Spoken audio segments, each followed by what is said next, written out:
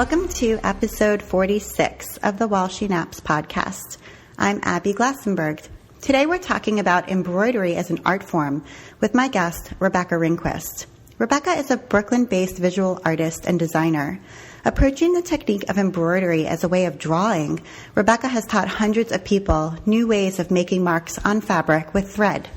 Rebecca has a design company called Dropcloth, where she sells hand-drawn designs and samplers that are pre-printed as embroidery patterns, ready to hoop and sew. Rebecca earned her MFA from the School of the Art Institute of Chicago, where she subsequently taught for 7 years. She now teaches lectures and exhibits internationally. Rebecca Ringquist, welcome. Thank you. So excited to chat with you. Yeah, I'm really excited to have you on the show. And I want to start actually with the present moment because you've got some exciting news. You've written a book. And it's called Rebecca Ringquist's Embroidery Workshops, a Bend the Rules Sewing Primer. And it's published by STC Craft, Melanie Falick Books, and it's coming out really soon. I have a digital copy of it, and I've been poring over it over the weekend, and it's just unbelievably gorgeous. Thank you. Yeah, so I'm curious about how this book came about. Was writing a book on, your long-term goal list, or, did you pitch this book, or was this something where Melanie kind of saw your work and came to you? A lot of questions. So I wasn't on my long-term goal list. I moved to New York 4 years ago, a little more than 4 years ago, and sort of transitioned from teaching in an academic setting to something totally new. I kind of jumped off the platform into New York and started teaching CreativeBug, and that's how I met Melanie. And so it's sort of in this transitional period in my life. I was really focusing on my business and teaching workshops, going from teaching semester classes to workshop-based classes. And so that's sort of how the book came about, is thinking about how I could translate the information that I include in workshops into a book format. I see. Okay, right, because you were teaching kind of college-level classes prior to then.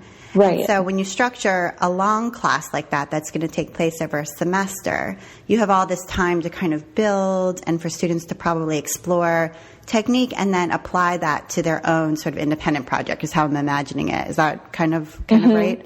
Yeah, exactly. Mm-hmm. And then when you do a workshop, it's more like a 3-hour, 4-hour experience where you're going to come in and learn a couple of basics in the beginning and maybe do kind of a pre-planned project or a project that has some, ability for you to customize it, but is in some ways also something that you've already set up. Yes, I do teach workshops like that. Primarily those workshops that are really short like that are based on samplers or based on a very quick project, such as some of the projects that are in the book. I also teach longer 1 or 2 week workshops that are sort of an intense version of a semester class where we're together, nonstop for 2 weeks making more involved projects. So the workshops take a few different formats. Okay. Yeah, and I feel like there's a bridge there between art and craft. I mean, I'm not really sure where embroidery falls. I think embroidery maybe falls in sort of traditionally or in people's minds when they first think of embroidery, they think of it as craft. Mm-hmm. But you very much are an artist. And I think, in the semester-long classes that you were teaching art students. Mm-hmm. And the workshop classes, the longer ones maybe are sort of a mix, and maybe the shorter ones are craft focused. And this book is also kind of would appeal to both artists and crafters, but is maybe more in the craft realm than in the fine art realm. And I just wonder how you feel about that line between art and craft that you sort of cross. Yeah, I've been teaching sort of in both realms for a long time. And even when I was teaching at the School of the Art Institute of Chicago, I was an adjunct professor there. So I was also teaching at a craft school or craft center, and it's sort of a community arts center in Chicago, where I was teaching, doctors and lawyers and moms and people that went to art school but were taking classes for fun because they were now doing something unrelated. And so I really loved kind of teaching a whole mix of people, and being sort of in both worlds. And I think sometimes I often found that at the community arts center where I taught, people were more willing to sort of experiment and make mistakes and just kind of dive in head first. I think partly because those people were just so excited to work with their hands and make things, because as adults we spend so much time on the computer. Whereas I often found that art students were really get really hung up on ideas and not be so excited about just kind of diving in and experimenting with materials. But I also think that that being a professional artist is a career choice, but that art is something that's available to everyone. And, some people choose to do it in a professional way, and a skill that we can build up, and just like learning how to become a scientist or a doctor or something, you learn how and take classes and become proficient at something. But I think that art is something that is available to everyone, and anyone can have a go at and try. And they're all different kinds of artists. Right. Yeah. And so craft is, it fits right in there. I mean, I feel like these words are sort of dividing, but they really, it doesn't really refer to one thing in particular or another. It's blurry, the line is blurry. And between all of the different things that you do, I feel like that line is definitely blurry. So, and it's refreshing to hear that, people who maybe are approaching it in more of a shorter term, kind of let me try this way, are more likely to dive in and sort of be like, well, I don't really know how to do this. So if it comes out terribly, well, it's okay because I'm a first timer, Right. And I think that embroidery is such a forgiving art form as well. It's a lot like drawing, and, but unlike drawing with a permanent marker, you could always pull your threads out or stitch over the top of them. And, embroidery has a really uptight reputation, but I'm trying to transform it into something that's a lot more accessible. Yeah. Let's talk about that, because I feel like, I've read a lot of embroidery books and reviewed lots of embroidery books, and your book is totally different. Your approach is really different. I think most embroidery books that I've encountered in the past have motifs that are designs that you can stitch. And, they might be representational, they might be abstract, but they are, at least some portion of the book is made up of pages of motifs for you to trace and stitch. And you really see embroidery as a way of drawing and of making a mark. And I almost feel like you're also doing a lot with found fabrics, like vintage linens that are already embroidered, or ribbons that already have pattern, and combining things that already have imagery and then stitching on top of those things. Yes. I definitely have a sort of maximalist aesthetic. I'm really drawn to things that are really colorful and densely patterned. And I think that a lot of times in workshops, people will say, like, I'm not sure how to get started. And they'll, a white piece of fabric, or just like drawing on a white piece of paper. It's so perfect. And it's like, well, what could I add to this? It's already so it's, there's nothing on it. So there's a lot, it can be intimidating. But if you have a piece of fabric that already has a pattern on it, or already has some embroidery on it, I think it can be less intimidating and more fun to sort of dive in and add to what's already there. When there's something to respond to, it can be easier to get started. Yeah, it is such a cool thing. And when I was reading the book, I have tons of, thrift store hankies and cloth napkins that are embroidered, and I squirrel them away. People give them to me, and I find them places, and then I'm like, well, I'll just keep this because it's pretty, and this little corner is embroidered, and I don't know what to do with it. And it totally made me it gave me the freedom to sort of say, well, just cut that part out and, stitch it onto something else, and then stitch on top of it or react to it. Yeah. Which I just was like, oh, that's what I could do with it. Oh, good. I'm so happy that you're having that response to the book. That makes me so excited. Yeah. That's so neat. Yeah. So when you're going, I know you have said that you don't do a ton of thrifting now that you are in New York because you have such a huge collection from where you were living in the Midwest prior to moving. Yes, I was living in Chicago for 12 years, and Chicago has so many amazing thrift stores. Right. And, so I collected boxes and boxes and probably moved way too much stuff to New York.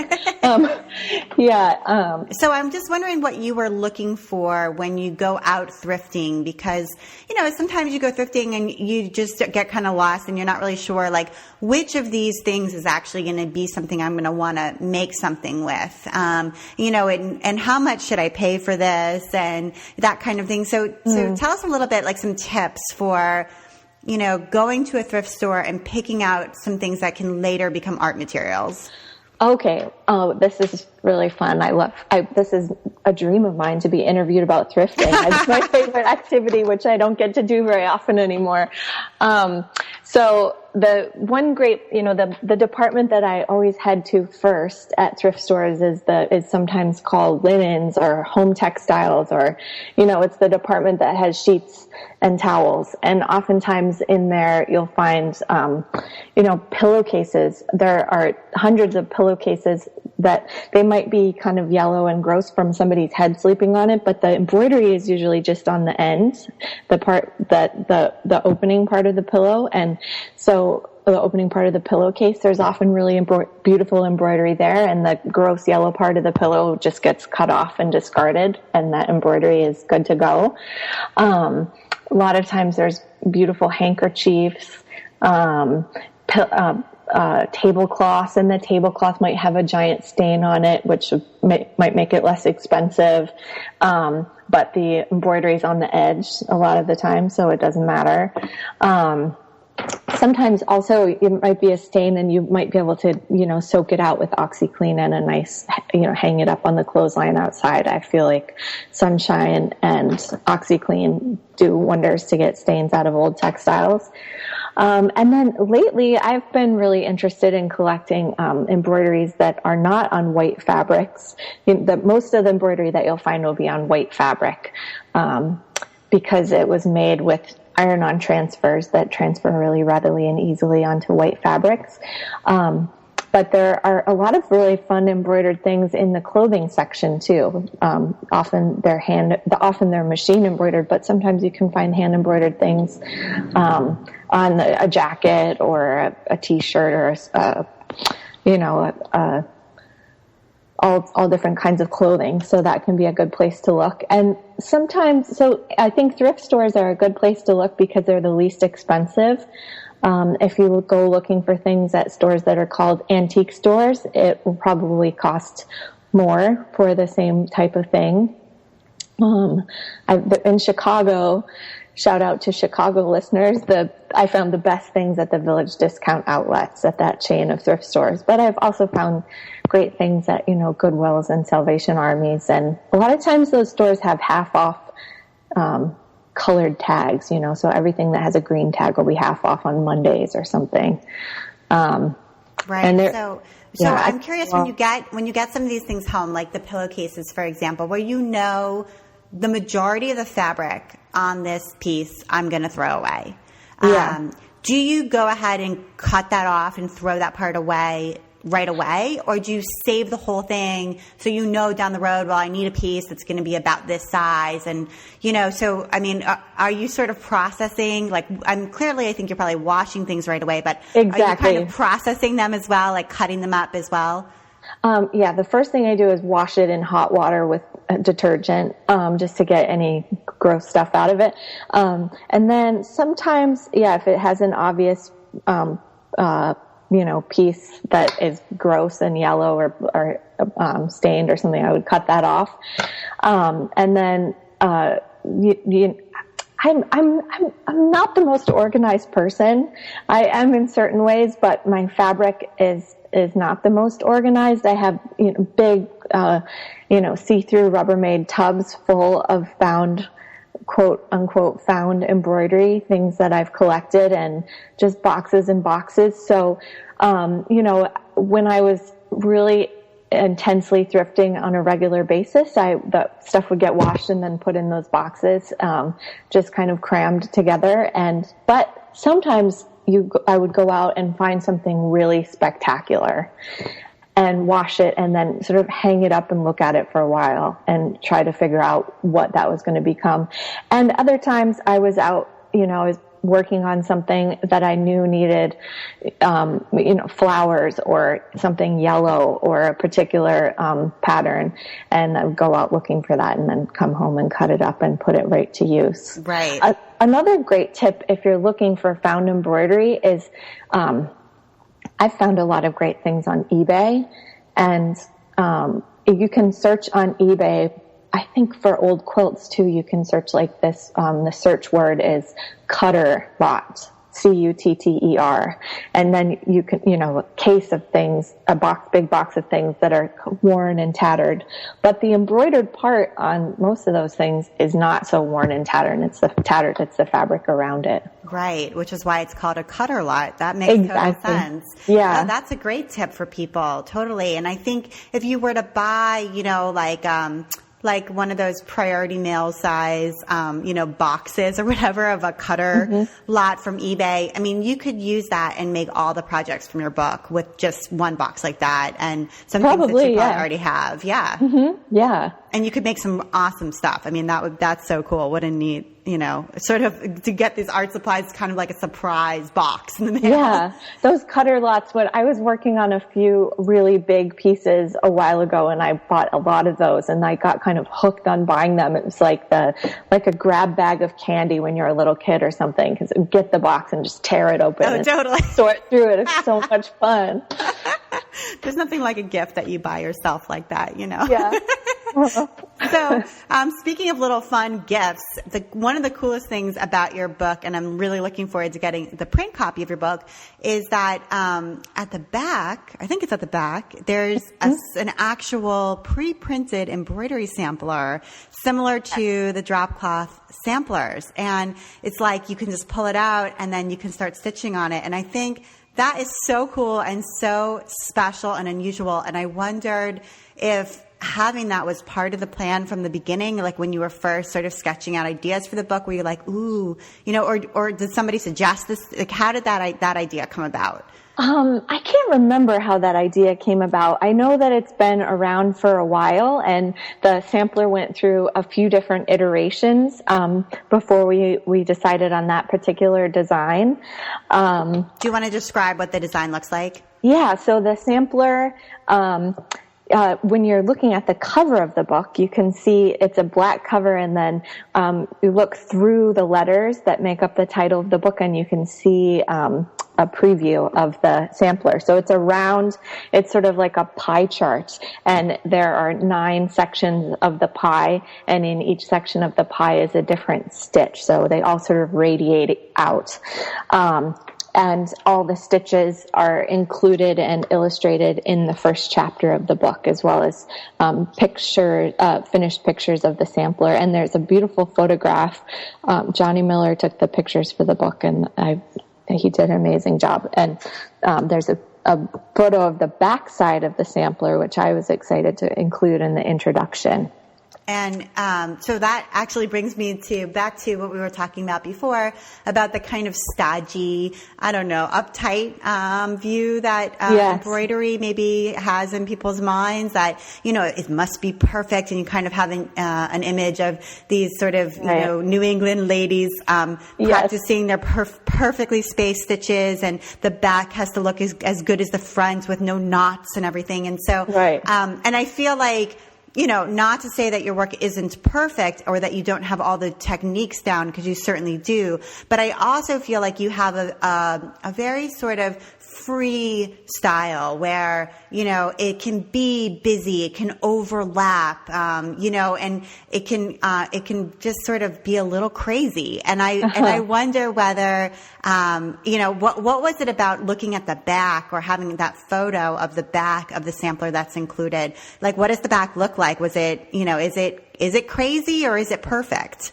No, it's not perfect at all. And that's partly why I wanted to include it, because it often happens when I'm teaching workshops that I'll, especially a basic 2 or 3 hour workshop where I'm introducing new stitches to people, where I'll be walking around the classroom just to check on how everyone's doing, and someone will quickly hold their fabric to their chest and say, like, oh, I would hate for you to see it. It looks so messy. And it cracks me up every time, because I always say, well, look at the back of mine. It's messy, but the front looks great. Or maybe the front also looks messy because that's the aesthetic that I like.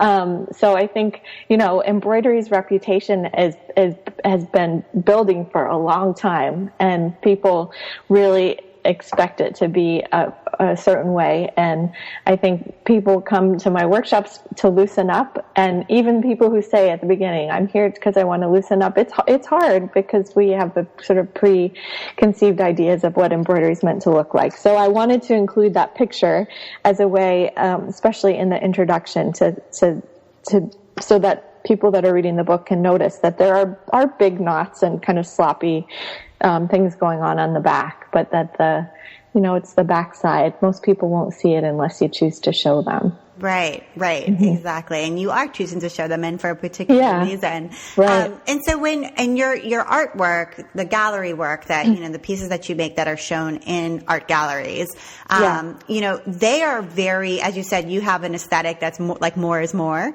Yes. And so they do get busy. I mean, you're sewing one thing on top of another with machine stitches and hand stitches on top of those. And I wonder, with so many patterns and lines sort of overlaid, what are some of the things that you do to kind of calm things down or guide, the viewer's eye through a piece so that they can kind of make sense of it? That is a good question. I'm not sure. I think that my artwork often makes use of repetition. So there's multiple things on the page that repeat, that kind of guide your eye to a focal point. Most of the time in the pieces that I'm making, there is a focal point. Sometimes it takes a while for me to arrive on it, and then spend more time sort of figuring out how to make the composition work to pay attention to that focal point. So the pieces, people often ask me if I know what my artwork's going to look like before I start, if I have a sketch of the overall piece, and I almost never do. I might have a rough idea of what it's going to look like, but I more often than not just kind of dive in, and there might be one image on the fabric and then I keep sort of adding to, over time. And as you can imagine, since they're embroidered, they take a long time to make. So, in one image, there might be an image on one piece of fabric that then gets added to another artwork, and they're back and forth between, there's always what I'm trying to say is there's always a lot of artworks going on at once, and they kind of feed each other. So, for example, I was working on a couple pieces a few years ago that had a giant illustration of chain stitch. So, and that was on one piece, and then that part of that piece kind of got obliterated, and the chain stitch didn't show anymore because there was all this pattern going on over the top of it. But that became a really a big focal point of another piece I was working on. So, they've just developed kind of intuitively over time with a sort of additive process. Yeah, right. And it sounds like having multiple ones going at once helps to sort of bring your ideas across from one to another and keep things moving. Mm-hmm. And where do you work now? So I know you live in Brooklyn, and do you have a studio outside of your home? Because I'm imagining a Brooklyn apartment is not so big. Yes, I have a studio that's also in Brooklyn, so it's about a mile from my house. So I'm very lucky that I can walk to work. And the studio that I run my business from one side of the studio, and then the other side of the studio is where I make my artwork. So it's all the embroidery is happening in the same place, but sort of two different realms. Okay, and is it a big space? It's pretty big, yeah. By New York, as a New Yorker, it feels really big. So I think it's probably about How big is it? It's probably about 12 by 18. Okay. Yeah. So it's really sunny. Yeah. Mm-hmm. And you have your computer there as well as your machine and all your fabrics and floss and things. Yes. I do most of my computer work at home, and then I have an old laptop that I use to fill orders with at the studio, but I have my machine there and all my fabrics and things like that. Okay. Yeah. All right. Cool. A big drawing table. Okay, and we're going to talk about those orders in a little bit, but first I want to get to talk a little bit about the floss that you use. So you like pearl cotton, and as opposed to sort of the traditional 6-strand embroidery floss. Is that right? For hand embroidery, I use a lot of different threads, but my favorite is pearl cotton, size 8 pearl cotton. And that's what I love too. I have to say, I just bought a whole bunch more of it, and I love it because number one, it doesn't get tangled. Yes, exactly. Oh my gosh, because if you're pulling off, 2 or 3 strands or 4 strands from a 6-strand length of embroidery floss, all the other strands end up in this ball. Yeah, I know. And it's terrible. And I love that pearl cotton doesn't do that. And also it's a little bit like glossy, I find, which I love. And when I stitched your sampler, your Dropcloth sampler, one of them last summer, and I kind of tried a bunch of different things, and I ended up doing almost all of it in pearl cotton because I was just like, this is what I can handle. This is so much better. And I wondered if I want to hear a little bit about, what kind of collection of pearl cotton you have and how you store it, and also whether you use any thread conditioner. Like I use Thread Heaven, which I love, and kind of coats it and makes it even less likely to tangle. And I wonder if you use that. I don't use that very often. If I'm using embroidery floss, I will more often use Thread Heaven, which works really well, or beeswax. I more just use beeswax to get the thread through the needle if I'm having a hard time threading it. But I don't really use embroidery floss that often because it's such a pain in the rear to use, and I feel like it slows me down. There's another thread that DMC makes, which is difficult to find, but it is a joy to stitch with, and it's called, I'm not sure if I'm pronouncing it correctly, but I think it's pronounced Floche, Floche. And it's about the same. It's dull in finish, like embroidery floss, but it's not as thick. It's about as thick as 2 strands of embroidery floss, which is a great amount to use. Whoever came up with 6-strand floss and then told everyone they should use 2 or 3 strands. Why? Why not just make 2 or 3 strand floss? It's ridiculous. Yeah. So I've never heard of Floche, or if we're saying it that way, right? Yeah. I've never heard of that, but that does actually sound like a product that's doing that, that's taking the 6-strand floss apart. It's not quite the same as 6-strand floss. There are a couple companies, Weeks Dye Works out of North Carolina. They make a 2-strand floss which comes on like a spool of thread, and it's easy to work with, and it comes in beautiful hand-dyed colors. The disadvantage to it, as I see it, is that it's not color fast, so the dyes they do tend to run if you get your fabric wet, which can be very troublesome. And then Valdani makes a 2-strand floss as well. Of course, they're both much more expensive than 6-strand floss. That's the least expensive thing you could embroider with. Right. I feel like the 6-strand floss is what you're going to find most commonly at an arts and crafts store. Yes. And maybe you already have some at your house. So that's the cheapest, most readily available, especially if you want a huge range of colors. I'm imagining the DMC display at Joann's where they have 100 something more than that colors to pick from. Whereas even pearl cotton, sometimes it's a little harder to find those choices. It is hard to find, Yeah, but well worth it. And so how do you store your pearl cotton? Well, I have a lot of it. So I store it in sort of shoebox size Rubbermaid tubs by color. Okay. So I have a red box, an orange box, and a pink box, etc. But I also I work at the studio, and that's where most of my things are. But I have a teeny tiny little drop down desk that was my great grandmother's. That is kind of my miniature home studio, and I have these old they're old tins that candy came in, from Russell Stover, and they're kind of flat, and they are the perfect height for storing about 20 spools of pearl cotton. So I have a little home stash. Yeah, in there.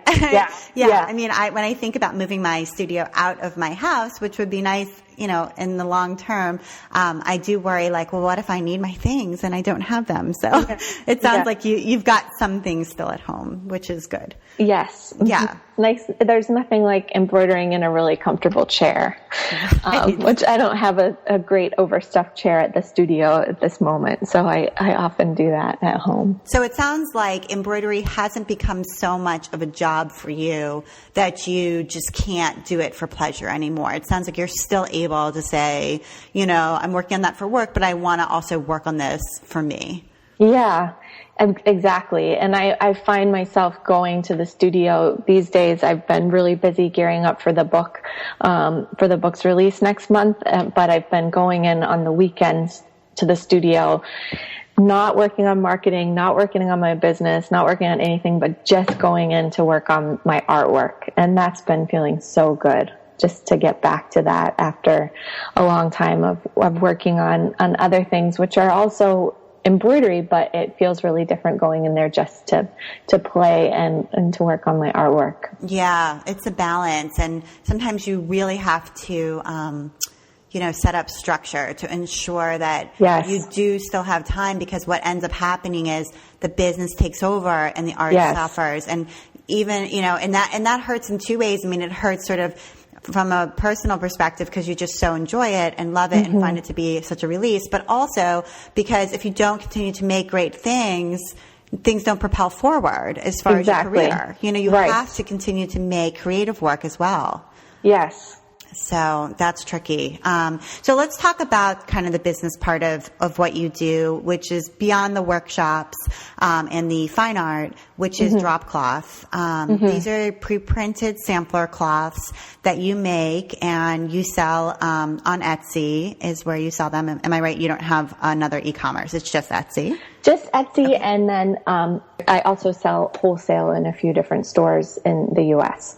All right, cool. So you sell wholesale as well. Okay. And so what I was curious about is how you're printing them, because it sounds like, the business is doing well. The samplers are doing well. And I wondered how you're creating them. Are they screen printed? Are you having them printed by a screen printer for you? Or are you, printing them at Spoonflower? How are you getting your drawings onto the cloth? Well, I am drawing. They're my drawings. They're drawn on paper with pencil and pen and gouache, sometimes watercolor. And then I'm working with another company that's printing them for me. When I started out, I was printing them myself. When I lived in Chicago, I had access to a much bigger studio, which had amazing screen printing capabilities. And since I moved to New York, I have a lot less space for that kind of thing. So I draw them and then I work with another company that prints them for me. And the exciting thing about that is that it's opened up the possibility of adding a lot more color. And so since in the last year, the Color Burst series developed, which has been a lot of fun. Those are so much, I look so forward to stitching those every month. They're really, super duper colorful. Okay, and so they really reflective of my personal aesthetic. Right. So they have almost like almost a wash of color, right, behind the different sections of the sampler or of the piece of stitch. Not really sampler, I guess. Right. Yeah. Yep. The backgrounds are painted with watercolor and gouache paints and colored pencils. And then they get translated into a print. But I'm having so much fun drawing those. And that series is just going to keep going on. I don't know how long, but for at least another year or so, having a lot of fun developing them. Yeah. And it sounds like, if you had stayed, in Chicago, for example, and had been able to continue to screen print them yourselves, in some ways it would have been limiting because you would have known that, you could only expand as far as you could produce yourself. Whereas once you hire that portion out, it's actually really freeing. Things can grow and you can produce more designs. So, so working in collaboration with a screen printing company makes you actually better off in this way? It's been great. I was really hesitant to do it. And right before I moved to Chicago, I was getting up every morning at 5 a.m. and riding my bike to the screen printing studio and printing as many as I could before I had to go to work. And then hopping on my bike I had this bike with huge baskets on the back and a huge basket on the front. And I'd ride back to my apartment and iron them all and get them all ready. So I moved to Chicago with hundreds of samplers ready to sell, which was so ridiculous. But as soon as I made the leap to outsource the printing, it's been a huge relief. Yeah. Yeah. I think that's really useful for people to hear, that, you don't have to do everything yourself and still have a really awesome handmade business. And in fact, your business can grow if you decide to work with someone else. Yeah. Mm-hmm. I think that's helpful. So one of the things I think is really neat, two things. One is that you do a really effective sort of marketing reach with social media, especially it seems like on Instagram. Yeah, with Instagram, with hashtags. And I wanted you to talk a little bit about how you encourage people. I know when I think I took a picture of my sampler in progress and I put it on Instagram and I tagged you and you were like, use my hashtag so that when you share, we can all see it. And I was like, oh, sure, no problem. And then, of course, searched the hashtag and saw everybody's work and was totally excited that a million people were working on the same thing I was working on. And so I just wondered what is your hashtag and what is your system for helping people to know to use it? Well, I'm always trying to figure out those systems, and it's so challenging running a one-person business, and it's all trial and error. And for a while, I was trying to guide everyone towards Flickr, and then I realized Flickr was kind of dead, and so I'm very excited about Instagram right now. So when people get a sampler, when they order a sampler from Etsy, they get a message from me thanking them and letting them know about my Instagram feed, which often has pictures of samplers that are in progress or, the design board or things like that. And then letting them know that they can also search the Dropcloth samplers hashtag and see how other people are completing the same sampler that they're about to receive. And then I try to let people know that I love to see samplers in progress, even if it's just the sampler in their hoop with all their threads. It's so much fun to see how different people organize their threads and what kind of scissors they have. I mean, I know that I'm such a sucker for sewing notions, and it's so much fun to see people's tabletops and spaces and how they're working. So I check that hashtag every day, and when there's a new one, it brings a smile to my face. I love that people are using it. Yeah. So I think a couple important things to pull out there. One is that you're asking people to do it, so you're not just expecting them to sort of read your mind and find it. You're saying, right, hey, thanks for buying this. If you want to share what you're working on, here's a way to do that. And second is that you are actively engaging with it. So as soon as somebody, you just said you check it every day. So as soon as somebody's going to post something, you're going to be like, oh, awesome, it looks great. And, maybe repost it on your page or whatever so that people know you, the designer, are acknowledging their work and are excited for them and are, interacting with everybody. Right. Exactly. Yeah. And I think I love that about Instagram. It's so easy to have a quick conversation with people, and people can ask questions, and I love to answer questions like that on Instagram, but so do other people that are working on it. Or someone will say, I'm not quite sure what color to use or what stitch should I use, and people will offer their ideas and suggestions, which is so much fun. Right. And it really becomes a community of people there, which is so nice.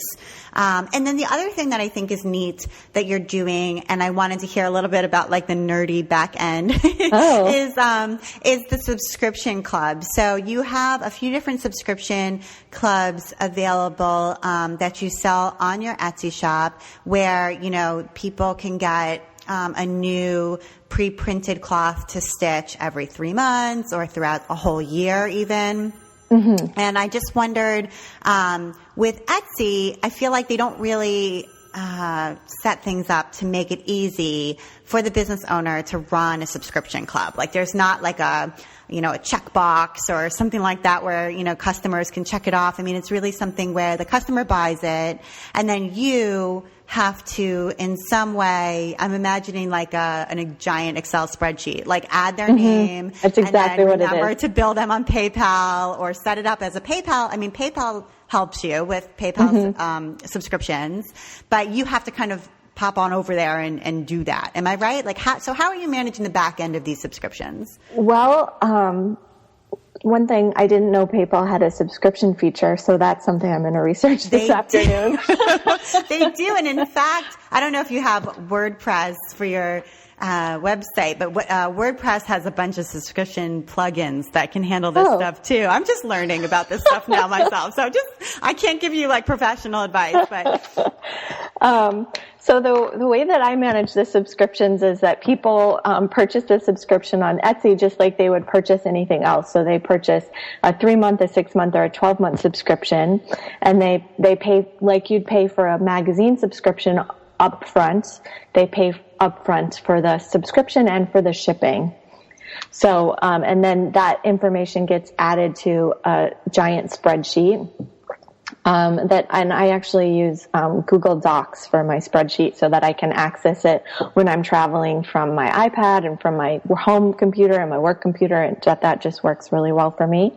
And then, so I manage from the subscription, and then each month they get a new subscription in the mail, or a new sampler in the mail around the 15th of every month. I spend a day or two packaging those all up and shipping them out around the world.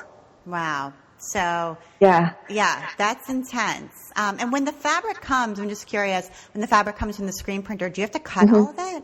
Yes, it comes by the yard. Okay. And so, it gets cut up into squares. And I think it was about a year ago, sometimes I don't know if this is, I was going to say like most people, but maybe it's just me that's really stubborn. And so for years I was cutting them all out just with scissors, cutting them, and getting a hand cramp. And my mom, who's a great quilter, kept saying, I think it'd be easier if you had a rotary cutter. I think, no, I don't need a rotary cutter, but I got a rotary cutter last year about this time, and boy, it has sure made life a lot easier. Yeah. So do you use a big like acrylic ruler and a rotary cutter? Yes, and I have a hand grip thing for the acrylic ruler so that it doesn't slip, and I have a giant cutting mat, and that's at a perfect standing height in the studio. It's a pain to cut them all out, so I try to do a lot at once and get them sort of ready so I don't have to do it very often, because it's also the same surface that I like to draw on. So I try not to get out the cutting mat too often. Okay. Yeah. Well, that's a good time to listen to podcasts. Exactly. That's exactly what I like to do. NPR is almost always on, but when it gets old, I listen to a lot of podcasts for sure. Yeah. Those repetitive tasks that are an inevitable part of maybe of any business, but certainly of a handmade business. Yes. For sure. That's like turn on the podcast. That's what I do. And the subscriptions have been great because, getting back to this sort of nerdy conversation, I sort of think of them as a CSA for my business, or as a CSA model. So people, especially the Colorburst subscription. So people are subscribing. You can join at any time, but they're saying, I want to receive these for 3 months or 6 months or 12 months or however long they're going to receive them. And so they're paying me up front. And I'm sending them something throughout the year, but that gives me,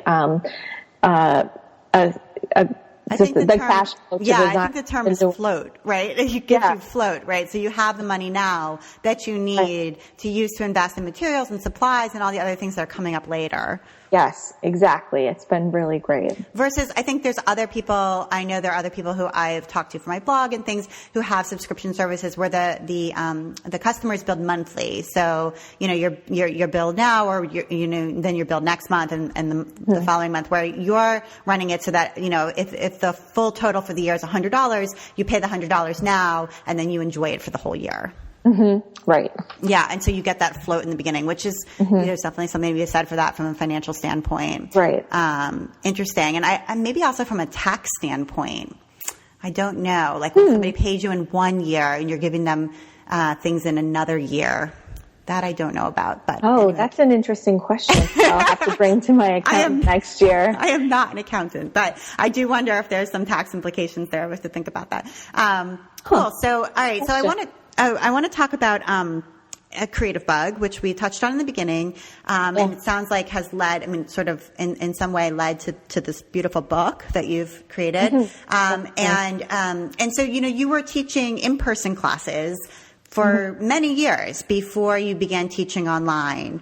And now I think you have 9 CreativeBug classes. The last time I was over there looking. I think you're right. Yeah. And so I just wondered, so how did you first begin working? Let's start there, working with CreativeBug. Did they find you, or did you reach out to them, or did you meet somebody who knew somebody? I mean, how did that happen?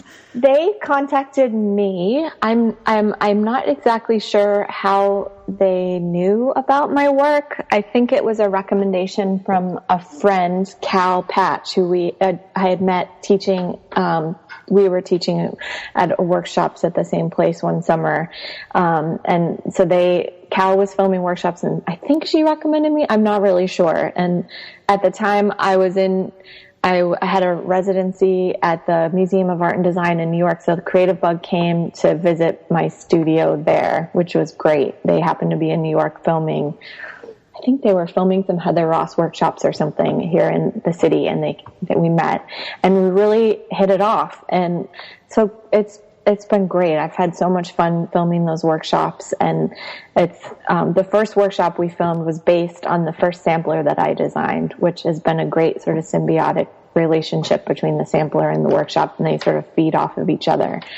Yeah, I definitely think that they do, because so my sister is 6 years younger than me, and I after I did your first sampler, the first Dropcloth sampler that I bought one for her, and she's crafty too, but she also works full time, and crafting is not her full time job like it is for me. So it's been a while, and so I was like, if you aren't really sure, what all these stitches are that are marked on here, you can go and watch Rebecca's CreativeBug workshop, because she shows you this exact sampler and how to do it. Thank you. Yeah. Yeah, so I think there's a lot of they enhance one another. So if you get it and you're not sure, you can go and find out. Or if you start on CreativeBug and then want the exact sampler to stitch along, you can have that. Right, exactly. Yeah, and the book, it's almost the same way, where you're getting, you have the first chapter devoted to the sampler, and then the sampler is right there.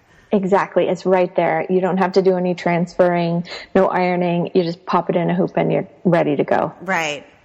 So let's just talk about transferring as our last sort of thing before we go on to recommendations, because I think that's something that a lot of people worry about. They're like, well, I don't know how to transfer if I draw, in my sketchbook, or even if I have a motif that I've, found somewhere that I want to embroider. How do I get that, onto the fabric? I mean, you solve that problem with these pre-printed fabrics, but if somebody wants to do it on their own, what do you recommend as far as tracing? Sort of maybe the low tech kind of cheap way, and then maybe if you want to actually invest in something, a specialty supply or whatever. If you're really into it, what would you recommend? Well, good question. The book introduces, I think, 4 or 5 different ways, but the cheapest way is to trace your image, whatever it is, if it's your drawing or a drawing from a book or text or something, trace it onto tracing paper with a dark pencil or a dark marker,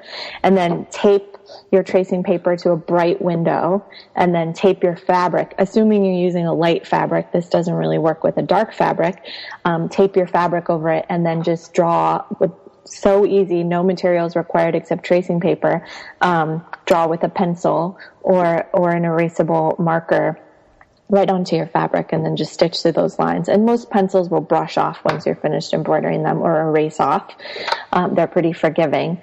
If you want to spend a very little amount of money to get my favorite transfer material, you could use this product made by Sulky, which is called Sulky Solvy, and it's a water soluble transfer material that looks a lot like tracing paper or sheer plastic, but it's actually completely water soluble. So you use it in the same way you'd use tracing paper. You can trace anything onto it, and then you lay that or tape it or baste it onto a piece of fabric, stitch through it. And when you're finished stitching, the transfer material completely dissolves in water. And it's amazing. I've used it before, and it is amazing. I'm like entirely dependent upon it now. So I refuse to embroider if I don't have it. Yeah, me too. I use it all the time in my artwork, and it's great because you can use it over the top of something that is, you could use it on dark fabric, you can use it on highly patterned or textured or even already embroidered fabrics. It's awesome. It's my favorite product. Yeah, me too. I think I only have one. You can also run it through your printer, or the kind I have, you can run through your printer. And so, like it comes in, 8.5 by 11 sheets or whatever, so you can just run it through your printer. And so I've done that a bunch of times. Anyway, I only have like one full sheet left, and I'm like, I gotta go get more. Is that the new?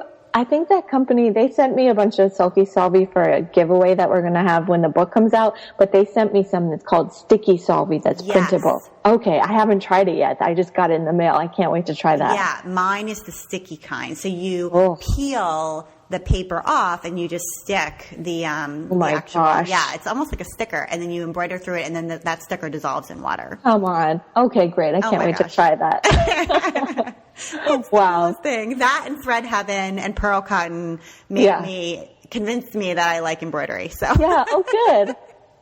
Yeah, totally. All right, so let's jump into some of your recommendations. You have a couple of cool things to recommend, and I think we're going to start with picture files. This is something very sort of low tech, no tech, and free, and a neat way to get some inspiration. So tell us about that.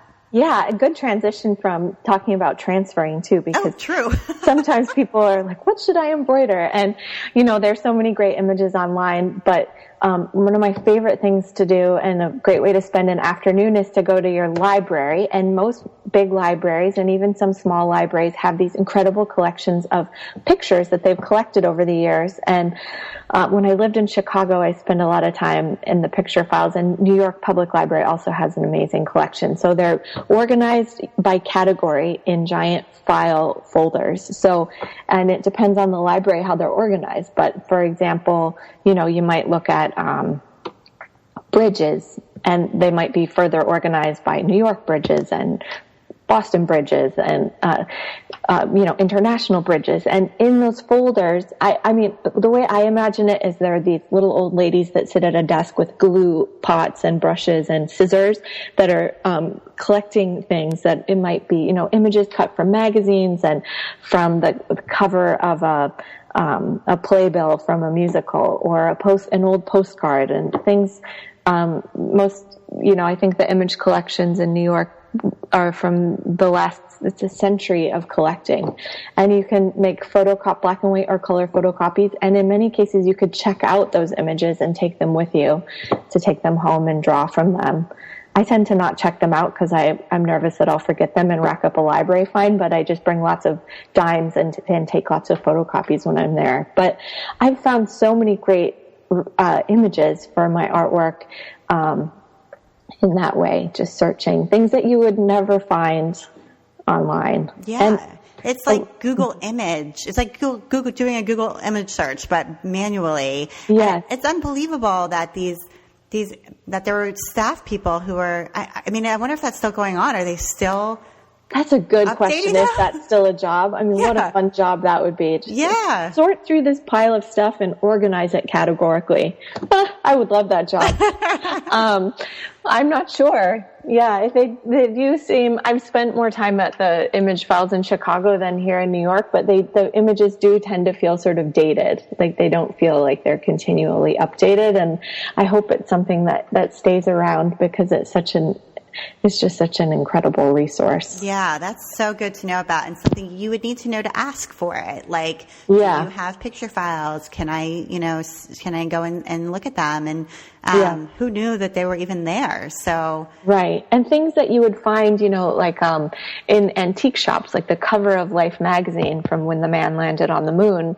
But anyone could go and look at that at the library. That's so cool. Make a copy. Yeah. Be special. That is really special. And you also wanted to recommend these super tiny embroidery hoops that are so cool. So tell us about those, and have you played with them? I just got a box of them in the mail last night from Australia. So it's this small company called Dandelion. I'm not sure if I'm pronouncing that right. Hoops. And they're miniature hoops. They're not meant to be stitched in, but they're meant to mount your work in when you're finished. So they range in size from about the size of a quarter to about the size of a 50-cent piece. And then, so your fabric, you would embroider it in a normal size hoop and then cut it out, sort of mount it in this little hoop, and then either glue a pin back on or attach it to a chain. And the kit comes with both pin backs and a chain. And they're really beautiful, hand-finished hardwood. And as I said, I love things that are really dense, and I love the idea of making an embroidery that's just overflowing with, like maybe just French knots, but like hundreds of French knots crammed into a little space that becomes a beautiful little brooch. There's actually a project in the book that we use old, Bakelite belt buckles that we took the centers out of. But these hoops would work perfectly for that project, and they're ready-made with no sawing required. Right. That's cool. That's a neat project from the book as well. Because one of the problems sometimes I've personally encountered with embroidery is, what am I going to do with this? Right. Yes. You're going to spend time making it, and that's super pleasurable and fun. And you're basically drawing on fabric with the thread, and it's awesome. And then you're finished, and you have a thing, and it's flat. And it's like, often it's on a smaller piece of fabric that you've cut down to fit in the hoop. Right. So it's not like a giant, yardage, that you could make a dress out of or something like that. So you're like, well, what am I going to do with this? It's like a patch, Right. And so, making it into a brooch, that's a great idea. It's a good way to do it. Do you have other, clearly you could make it into a piece of fine art, like something you could hang on the wall. But do you have any other sort of brilliant thoughts for what you can do with your embroidery when you're done with it? Well, I attempt to answer that question in the book in multiple ways, because that is the number one question that people ask me in these longer workshops that I teach, where we make these sort of experimental embroideries, and people will say, well, what do I do with it now? And for years I would say, well, just hang it up on your wall. It looks amazing. But, I think that a lot of people are interested in making it into something that's a little more finished. So, there are a lot of easy ways, even if you are going to hang it on a wall, there are ways to make it look a little more professional, like stretching it on stretcher bars that are traditionally used for painting canvases, that are actually really inexpensive and easily purchased for not much money at the art supply store. Sometimes it's nice to put grommets in something to make it easy to hang on the wall. We show how to do that in the book. Does that answer your question? Yeah, totally. And also, obviously you can applique it onto something. Yes. That could be a nice idea too, especially something that is small. You could applique it onto a sweater or a blouse. I think embroidery is an amazing addition to a quilt that you're making, even just a small area of the quilt that has a dense little area of embroidery, or even I'm putting my own aesthetic on it. It doesn't have to be so dense. Of course, not everyone has to embroider in the crazy dense way that I do, but I think embroidery is a beautiful addition to a garment or the corner of a quilt. Right, absolutely. So there's lots of different ways that you can use it once you're finished with it, which is fun. That's fun to think about. So you have a couple of shows coming up and workshops coming up, and I just wanted to see if you would tell us about those in case people who are local might want to, come and meet you and actually see your work and learn from you. Oh, thank you. Yeah, so I have a show that's up right now at the San Jose Museum of Quilts and Textiles in California. And I'm teaching a workshop there related to the pieces that are up in the show on April 19th, coming up quickly. And then on March 18th, the day before that, I'll be teaching a workshop in Oakland at A Verb for Keeping Warm, one of my favorite stores. And that night, April 18th, is the official book release party. So everyone's welcome to come to that. It's a free event, and we're gathering up stuff for some swag bags, which will be really fun. And is that also at A Verb for Keeping Warm? That's at A Verb for Keeping Warm too. Yeah. And then the following Monday at A Verb for Keeping Warm on the 20th, I'm teaching a long afternoon workshop that's based on the book Sampler. So I'll show all the stitches from the sampler, and we can all hang out and work on that in the afternoon in their beautiful sunny Oakland space. And then the other art exhibit that I'm in opens on June 15th at the, I'm not sure how to pronounce this word, but museum, at an art museum in the Netherlands, when that opens on June 15th. It's a textile biennale. Okay, nice. Super. Congratulations for all these fun upcoming things that coincide with the book. And yeah, you're a busy person. Oh, and one more thing I wanted to mention for Portland listeners is that on April 25th, I'll be in Portland doing a demo, a transfer demo and book signing at Collage PDX in Portland on Saturday the 25th. Nice. Super. So it's great because even though you're in New York, you are traveling around a little bit, and so more people can get to see you and meet you, or even just see your work without you being right there. Yeah. Yeah. My work's traveling farther than I am. Right. I was going to the Netherlands. Sometimes. Yeah. So where can we connect with you online? Well, you can connect with me on Instagram, and my handle, if you call it a handle, I think you do, is at Dropcloth, all one word. And then the website for the business is dropclothsamplers.com, and then my artwork is at RebeccaRingquist.com. Okay, super. All right, well, Rebecca, it's been really great talking to you. Thank you so much for taking the time to be on the While She Naps podcast. Thank you. It's been really fun talking to you, Abby. Okay, cool. So you've been listening to the While She Naps podcast, and I'm Abby Glassenberg. I invite you to visit my blog, whileshenaps.com, where you'll find helpful information for creative entrepreneurs, as well as tutorials and patterns for making stuffed animals and dolls. If you enjoy the show, tell a friend about it. Thank you so much, and see you next time.